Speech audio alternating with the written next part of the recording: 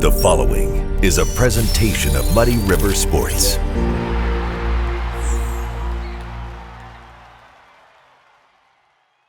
Welcome to another episode of Schuck on a Truck, brought to you by Shottenkirk Toyota. I'm Muddy River Sports editor Matt Schuckman, and I'm hanging out today on the tailgate of the pickup with, I guess, the caddy of the year. Absolutely. Tim Schrage, Refreshment Services Pepsi. That's how people know you around here. They know you from the golf circles. Yep. But this past weekend, you got to do something pretty special, didn't you? Man, that was awesome. It was a really great experience, and I'm really thrilled that Luke asked me to do it. So you were the caddy for Luke Guthrie, Quincy native Luke Guthrie, Yep. playing in the Korn Ferry Tours event, the Memorial Health Championship over at Panther Creek Country Club in Springfield. Yep. Okay, so how did this come about? Because I know you and Luke are friends and have been for a long time. So how'd this come about? Yeah, so I've always joked in the past. I said, hey, bud, if you ever need somebody to loop for you, give me a call. You know, just kind of in passing and, you know, half-heartedly joking. Yeah. So Sunday night, I got done playing golf myself, and phone goes off. I look down, and it's Luke Guthrie. Hey, bud, would you want to caddy in Springfield this week? FYI, it's supposed to be super hot. And it was. Oh, man, it was. But I was like, yeah, absolutely. Let's go do this. Awesome. So now I know you were there for all 4 rounds. Did you go over for Wednesday or Yeah. were you there basically all week with him? I got there Wednesday afternoon for the Pro-Am, Okay. which was great because it gave me a chance to go through the yardage book, kind of get my feet wet with, you know, stepping off the actual yardages and instead of just range finding it and things like that. But yeah, it was good to see the course, good to see how it's playing, and you know, I wanted to do a little bit more than just carry the bag if he wanted to, and right. So that was a good kind of practice run for me. Had you ever caddied? I know you caddy for your daughter, and Mags has been on the truck with me before. Yep. So is she going to be jealous that you're getting on here instead of her? She's super jealous right now. We'll get her back on the truck eventually. Yeah. But you know, had you ever caddied in any other event? Yeah, so I've caddied for Emily Powers Berryman. Mm-hmm. I did 1 round in the city tournament years ago, and I caddied for her in a U.S. Open qualifier. Okay. But this was a different ball game. This was the big boys. I mean, these are guys that we will see or have seen on the PGA Tour. Absolutely. Including Luke. Yep. So what was it like then? Okay, so you go over there for the Pro-Am, you do that. Day 1, and he goes out and has a heck of a day. Were you nervous caddying for him on day 1? Weirdly, I was not. It was cool. Obviously, I think the biggest thing for me was having the coaching experience. Yeah. It felt like it was just kind of coaching the boys again, pick your target, pick your yardage, commit to the shot kind of thing. When Luke, I mean, we all know when you're playing well and getting off to a hot start. So when Luke got to 5-6 under par, we were talking about kids, talking about little peoples, talking about what songs we hear on the radio right now, talking about Chipotle, just anything to keep his mind fresh and off the idea that, hey man, you're going super low. Right. And that was going to be my next question. You kind of led into it. For those who don't know, he coached at Culver Stockton College, was the men's golf coach there for several years. Yep, 11 years. 11 years. Wow. Yeah. I didn't realize it'd been that many. But so that you had that on-course kind of knowledge of dealing with it. But leads me to my next question is, how much chit-chat goes on during a round that's not related to golf? Yeah, pretty much in between every shot, you're taking your mind off of it. Yeah. It's you're just looking at something in the crowd or talking about your kids, talking about the house, maybe where you're staying. You just don't want to focus on it, whether it's good or bad. You don't want to dwell on a bad shot, and you don't want to think about, you know, too far ahead of what your next shot might be. You've been around Luke a lot. You know, obviously known him for a lot of years, played golf with him and that kind of stuff. You've gone to Florida and played with him, haven't you? Yeah, thought so. A couple times. Yeah, that's what I thought. So how different was it, though, watching him play in a Korn Ferry Tour event than just out of Westview or when you've had fun rounds with him? Yeah, it was a lot more than what I expected. So I didn't know kind of what role we were going to be looking at. I didn't know if I was just going to be carrying the bag, whatever. But no, we were stepping off every yardage together, looking what the right play was at the time. And I think there was a sense of comfort there, knowing that I had played a lot of golf with him, know his game a little bit. Right. But yeah, I mean, I didn't really read too many putts. If he wanted reassurance on a putt, maybe take a look here and there. But yeah, definitely all the yardages, maybe the right shot, the landing zones, things like that. This is Schuck on a Truck, brought to you by Shottenkirk Toyota. I'm Muddy River Sports Editor Matt Schuckman, hanging out on the tailgate with Tim Schrage, who just had an eventful weekend caddying for Luke Guthrie in the Korn Ferry Tour event in Springfield. Obviously a top 30 finish for Luke, tied for 28th. His best finish on the Korn Ferry Tour since January. Mm-hmm. Does that mean you get invited back to be on the bag? Well, leaving the tournament, I did tell him, I said, hey man, I know you probably want to find a full-time caddy, but I'm available in the Midwest. So, there you go. If Springfield, Missouri or Chicago works out, I'm here. You do have a full-time job you have to worry about. Yeah. So you did have to come back to reality. Yeah, absolutely.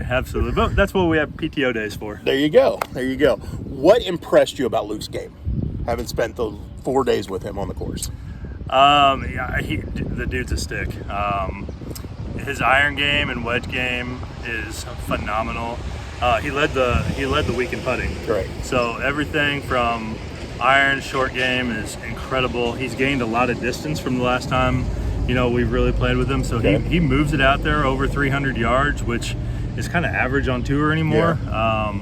I think they all kind of have a second gear, but man, he is so good that some of the stuff that if you're just watching the app, it's hard to see.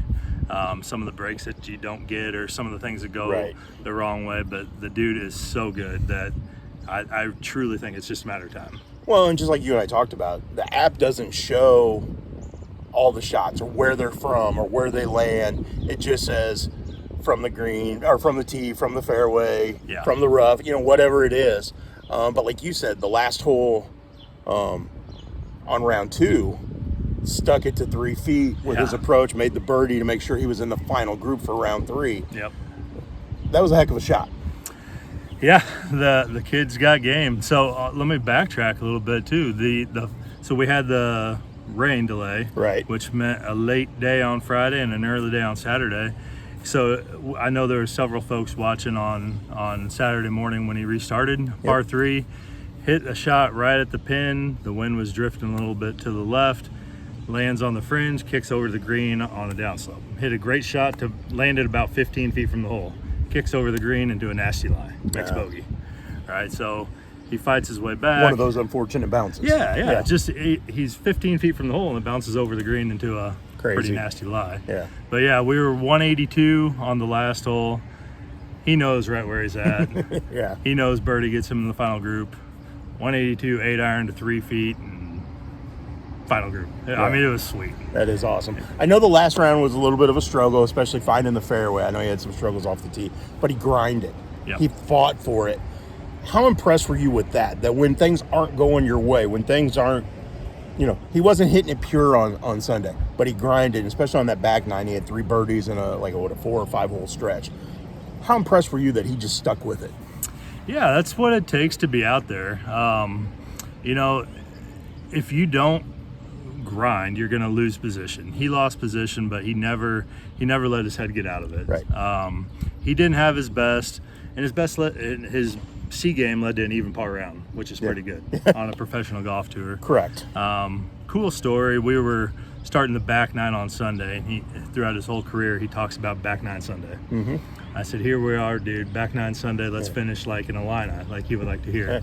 And I bet he smiled. He did. That kind of got his mind off of being over par at the time. And as you mentioned, he went on to birdie a couple holes. Yep. And again, 17 and 18, he hit great shots that just didn't end up in the position that we thought it was going to be. Right. So he was really close to shooting 2-3 under par and settled for even.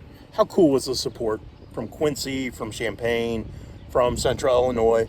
Because it sounded like every day there were people there to support Luke.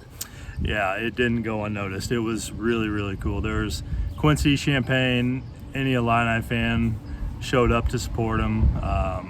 Throughout the whole time, you heard ILL chants going on. And I would say we started Thursday with 10 to 15 people, and Sunday during the first tee shot, there was probably 100 people there. Awesome. Yeah. And I know he talked about it in some of his post-round interviews. Not only the support, but the fact he still treasures being from Quincy. was going to try to come over here on Sunday night and get Gem City Pizza. Did he do that? He was close. We didn't get out of there until after 6 o'clock. See, I wondered if that would be the case. It crossed his mind, but he had the 7:30 flight, and he's matured on the golf course and in life, I guess. Well, that's what happens when you become a dad. Right. You have to. Right. And you know that. You sacrificed 5 days away from Mags and your wife Heather to help Luke out. Yep. We'd do it again in a heartbeat. I mean, the good thing is there's technology though with FaceTime and videos and things like that. And Heather, in my scenario, they were very supportive of doing something they know I love to do. Well, and we both know that Caitlin supports Luke in the 100%. Same vein. I mean, 100%. And I asked him. I did text with him a few weeks back. I texted with him last week during the tournament, but I texted him a few weeks back and said, when we can see a little Guthrie and Little People's? And he said, well, when they want to do it, make it happen. So that would be cool to see him bring his kids back to Quincy for an event like that. We talked about it. He's got some clubs for him. They've cut down a couple putters. Yeah. Maybe the parent-child tournament. Yeah. That'd be a fun little rivalry there. That would be fun. But yeah, it was a lot of fun. We talked a lot about Luke's game, but you saw a lot of good golfers other than that. What impressed you about the level of play on the Korn Ferry Tour? If you haven't seen those guys play, if there's a tournament close, go watch them. Every single player that I watched on the range in the round is a stick. Yeah. On Sunday, the two guys that Luke played with are playing in the John Deere Classic this week. Right. Those guys are so good. They hit it. So it's hard to explain how well they hit it and how far they hit it, how well they putt it. Those are the guys you're going to be seeing in the next couple of years on the big tour. That's awesome. Well, we'd love to see Luke back there. I just get a feel that one of these weeks it's going to happen, it's going to click, and then he's going to take off. Maybe that's my gut feeling. I think so too. He's too good. I mean, I watched him for 5 straight days hit balls on the range and on the course, and it's there. Yeah. It's just his time. And he's confident. Yes. He feels good about his game. I know he's he talked about a few shots here and there that leaked, and I know Sunday wasn't his best. But the game's there. He's confident. He's playing with confidence. Yeah. And you can see it. He's back to playing with confidence. I mean, 16 under par is pretty good. I think anybody would take that. That's pretty impressive. A lot of birdies made. Yeah, a lot of birdies made, and a lot of opportunity. He could have made more. I mean, he was right there. Putters. If you can keep the putter hot, he's going to be good. Okay, I know your caddy days are over technically for now. Yep. We'll see what happens in the future. How soon, though, till you pick up the caddy work again with Mags? She's a lot harder than Luke is, let's put it that way. But, anytime she wants to play, I'm there to caddy for her. That's awesome. I know. Well, dude, it sounds like you had an incredible time. Yep. Thank you for sharing it with us and with our viewers. And absolutely. I hope you get to do it again. I hope so. We'll talk it up again. And I told him next time, hopefully next time he's close, I'm able to go. This year, because of the medical stuff, I wasn't able to get over to Springfield. He understood that. Yep. But I told him, I said, one of these days, once I get better, I even told him, I said, one of these days we're going to go play together when I get back to playing again. Yeah. Now, granted, I'll make a fool of myself, but... Well, if we try to meet his standards, I think we all are. Awesome, man. Well, thanks for doing this. Yeah. And look forward to doing this again. Yep, absolutely. Thank you. For Tim Schrage, I'm Matt Schuckman. This has been another episode of Shuck on a Truck, brought to you by Shottenkirk Toyota. Muddy River Sports. Our home, our sports.